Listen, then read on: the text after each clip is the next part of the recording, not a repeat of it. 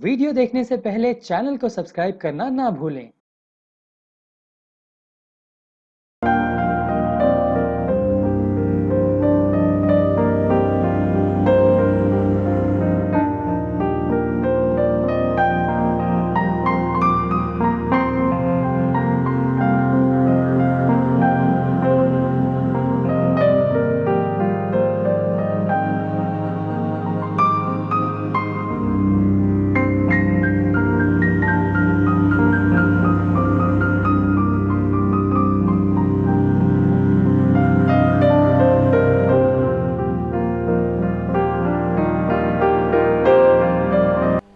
नमस्कार, मेरा नाम श्याम रावत। मैं मीरा भाईंदर शहर जिला राष्ट्रवादी कांग्रेस का जनरल सेक्रेटरी के हैसियत से आपके सामने यहाँ पर आया हूँ। आज मुझे आपने इस छोटे से बाइट के लिए इनवाइट किया है। The important part of Mira Bhayander ऐसा है कि जिस तरह से हलचल मीरा भाईंदर में बीजेपी में चल रही है, आज सारी जनता को मालूम पड़ गया है कि क्या होने जा रहा है। बीजेपी में भी अभी जैसे ब्रिटिश टाइम में होता था डिवाइड एंड रूल, वो रूल भी बीजेपी में चालू हो गया है। अब धीरे धीरे बीजेपी की सत्ता जो मीरा भाईंदर में उनकी जो चमक जो धमक थी वो पूरी तरह धीरे धीरे धूलित होती जा रही है। खास करके दो गुटों में बट जाना, एक हमारे एक्स एमएलए का गुट बनना और दूसरा यहाँ के जिला अध्यक्ष हेमंत मात्रे जी, जिनका डिवाइडेशन चंद्रका वैती, राजेश बिलानी, रवि व्यास, ये सभी एक और होना। और इसका लेटेस्ट एग्जाम्पल है आपके सामने कल हुई बीजेपी कार्यालय की ओपनिंग। कहीं ना कहीं बीजेपी के नगर सेवकों में आपस में भी गुटबाजी चल रही है और ये नगर सेवक दो विभागों में बंट चुके हैं। अब ये आला कमान आते हैं वहाँ से और बीजेपी कार्यालय को ओपनिंग करते हैं। कहीं ना कहीं इनके एक्स एमएलए का नहीं जाना, उन्हें आमंत्रित नहीं करना, ये सब भी चिंता का विषय है। और I believe in clean and neat faces. और आज के तारीख में बीजेपी में वो चेहरा मिलना बहुत ही मुश्किल हो गया है। आप तो जानते हैं कि यहाँ के एक्स एमएलए कई आरोपों से घिरे हुए, लेकिन कुछ साबित हुए, कुछ साबित नहीं हुए। लेटेस्ट अपडेट मेरे पास आज भी आया है, मैंने टाइम्स सिटी का देखा है, मैं आपको दिखाना चाहता हूँ। टाइम्स सिटी का इसमें आया हुआ है, जो मेरे व्हाट्सएप में आया है एक फाउंडेशन की तरफ से। वहाँ पर क्लियर कर दिखा है, case against ex MLA for club on mangroves shifted to EOW। ये भी एक करप्शन का विषय है, ये भी जांच का विषय है।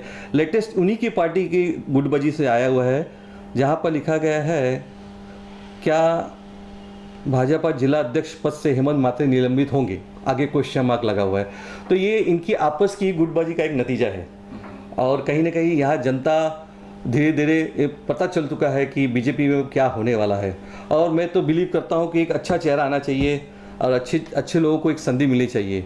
और बीजेपी की जो कार्यकाल में अब इसका जो कमल जो है धीरे धीरे मीरा भाईंदर में मुरझित है। एक व्यक्ति ने जो आज के 10 साल पहले यहाँ के कुछ नगर सेवक को भ्रमित करके धीरे धीरे कांग्रेस और राष्ट्रवादी कांग्रेस के अच्छे नगर सेवक जो अच्छी तरह से पूरी सहनशीलता के साथ काम करते थे, उन्हें डिवाइड रूल से डिवाइड करके अपने साथ लेके गया। आज वही नगर सेवक उसके विरोध में जाकर पक्ष पार्टी को बदल रहे हैं और धीरे धीरे कांग्रेस और राष्ट्रीय कांग्रेस की तरफ से फिर उनकी घर वापसी हो रही है। तो ये एक गिव एंड टेक का रूल हो गया है। जैसे वक्त का तकाजा होता है, आदमी को कहीं ना कहीं वो रिफंड मिलता है। आज उन्हें बीजेपी को रिफंड में मिलने लगा है।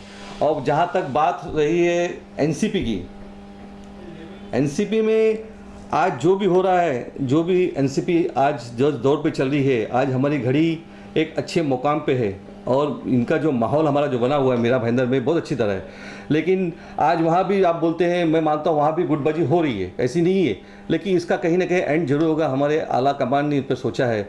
लेकिन मैं ये चाहता हूँ कि हर एक आदमी का एक ट्रैक रिकॉर्ड होना चाहिए। ट्रैक रिकॉर्ड होना बहुत ज़रूरी है। क्यों? आज जिस तरह से अंकुश मालुसरे जी का नाम हमें यहाँ पर जिला अध्यक्ष पद के लिए हमारे आला कमान से आया हुआ है, नो डाउट आला कमान के निर्णय का हम स्वागत करते हैं, लेकिन इस व्यक्ति के बारे में भी जानना बहुत ज़रूरी है।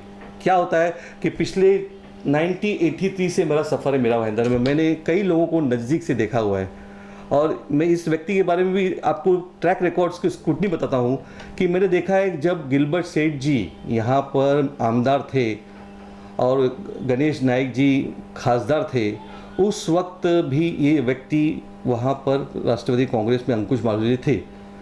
सडनली एक वक्त ऐसा आया कि कुछ एक हफ्ते में इन्हीं वहाँ पर भी एक ऐसी समस्या है कि इन्हीं युवा अध्यक्ष पद के लिए आमंत्रित किया गया था, उनकी नियुक्ति हो गई थी और सडनली एक हफ्ते के अंदर गिलबर्ट से नाराज हो गए थे और इनके सारे बैनर, सारे होल्डिंग, इनको इमीडिएट सारे पदों से ये अंकुश मालवीय जी को निकाल दिया गया था। ये स्क्रूटनी आप भी कीजिए, आप तो पत्रकार है, आपको ये मालूम पड़ेगा। पिछले 15 साल पहले की बात बताता हूँ मैं, ये इसमें सच्चाई है।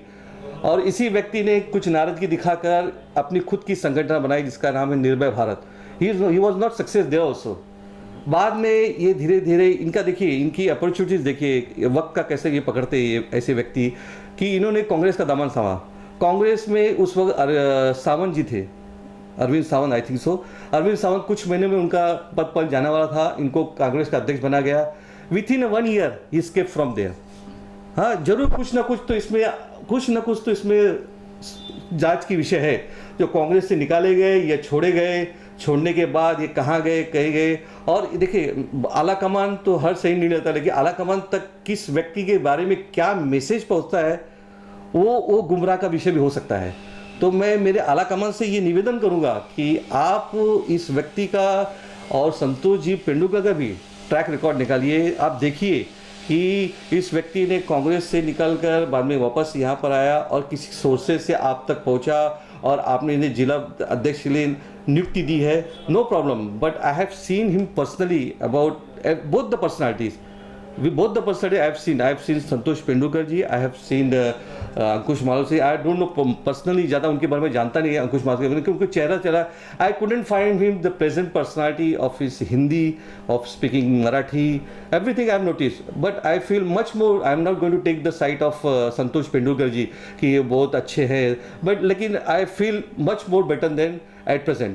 और जबकि माहौल मीरा भाईंदर में एक अच्छा बन चुका है, तो मेरा ऐसा मानना है, मैं आला कमान से दरख्वास्त करूंगा, रिक्वेस्ट करूंगा कि एक 2022 तक ये आने वाले जो नगर पालिका की चुनाव है, संतोष पेंडुलकर को कंटिन्यूशन रखा जाए।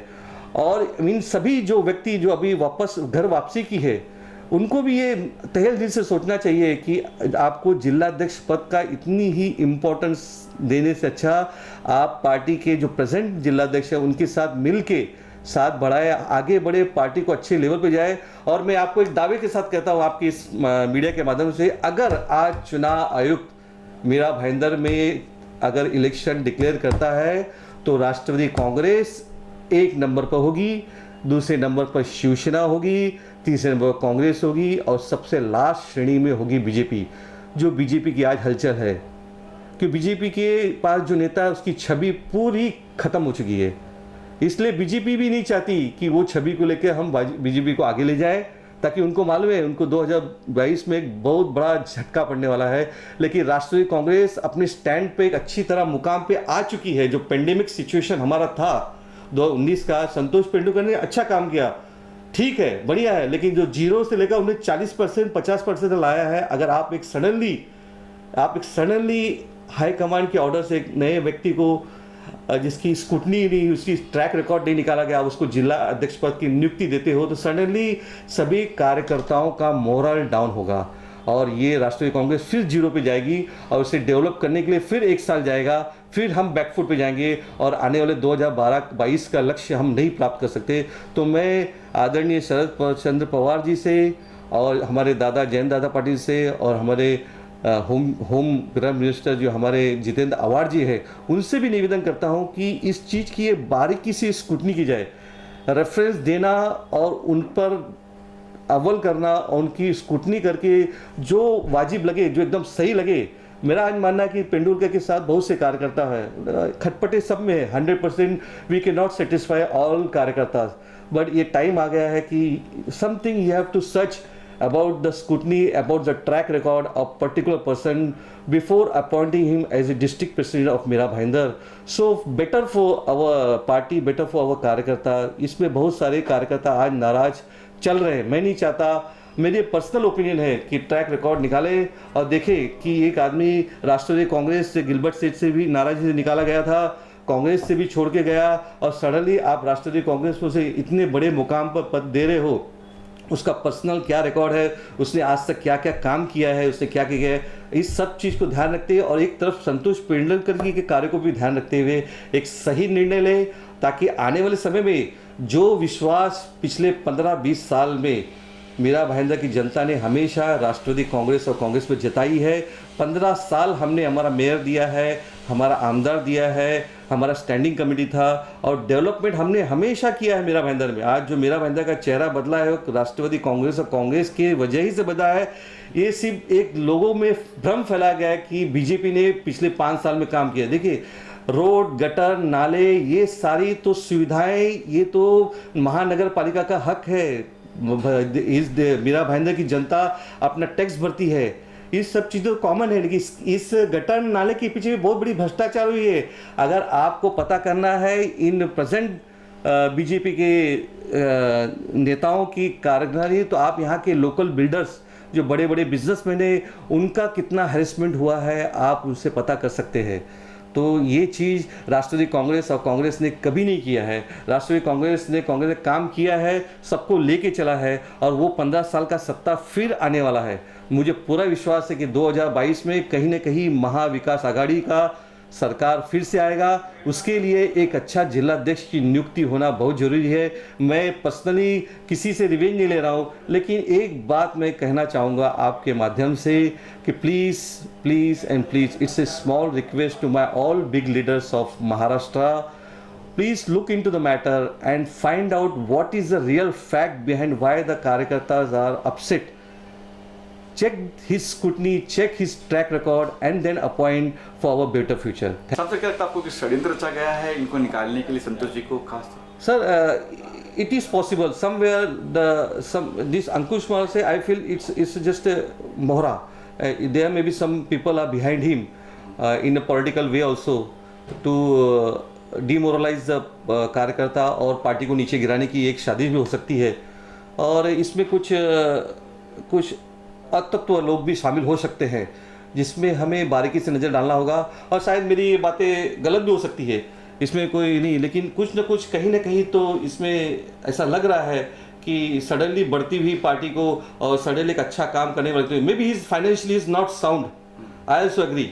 Maybe Santosh Pendulkar's financially is not sound, but way of his personality, way of his talking is totally supporting to the Karyakarta and supporting the people of Meera Bhayandar.